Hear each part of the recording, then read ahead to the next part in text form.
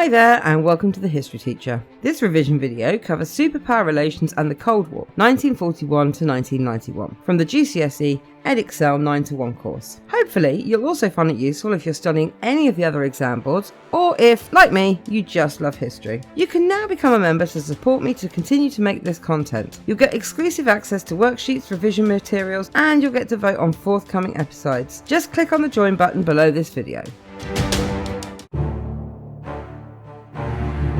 Hi there guys! Stalin's actions in the Berlin blockade, along with the communist takeover in Czechoslovakia in 1949, which we're going to cover in another video, had left the Western powers deeply concerned. They were now convinced that they needed to protect themselves against a possible communist expansion. They agreed to set up a military alliance which would send a clear message to Stalin about the West's willingness to defend itself. In April 1949, NATO, the North Atlantic Treaty Organization, was established. Its members were the USA, UK, France, and 9 other Western countries. The agreement was that should any member state be attacked, the other nations would come to its assistance. To all intents and purposes, this placed the NATO members under the protection of the USA. Although the Truman Doctrine had said that the USA would offer aid to threatened nations, the establishment of NATO took this much further. It led to an American presence in Europe that continues today. Meanwhile, the two superpowers were locked in an arms race. The USA had used the first nuclear weapon on the 6th of August 1945, when it dropped the first of 2 bombs on Japan in a successful bid to end the Second World War. Its use, however, infuriated the USA's World War II allies because the project had been kept a secret from them. The use of the atomic bomb created security for the USA because no one could compete with such a catastrophic weapon. The USSR, despite having a formidable stock of conventional weapons, wanted to have their own atomic bomb. Stalin ordered the USSR scientists to develop their own bomb,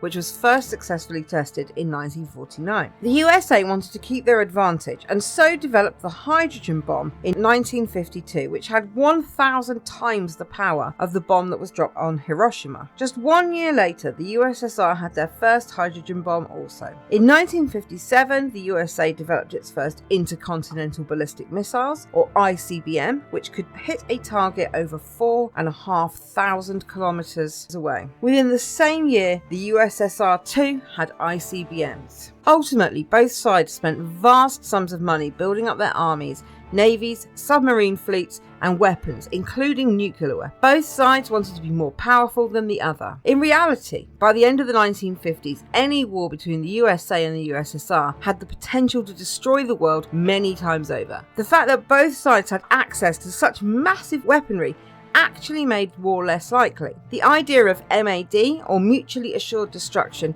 acted as a deterrent. Neither side wanted to end the world. The early 1950s saw new leaders in both superpowers. Eisenhower became the President of the United States in 1952. He'd been elected on an anti-communist platform. A large part of his campaign was critical of what he saw as Truman's failure to deal with the USSR effectively, particularly in the Korean War. He was therefore keen to block any further Soviet expansion.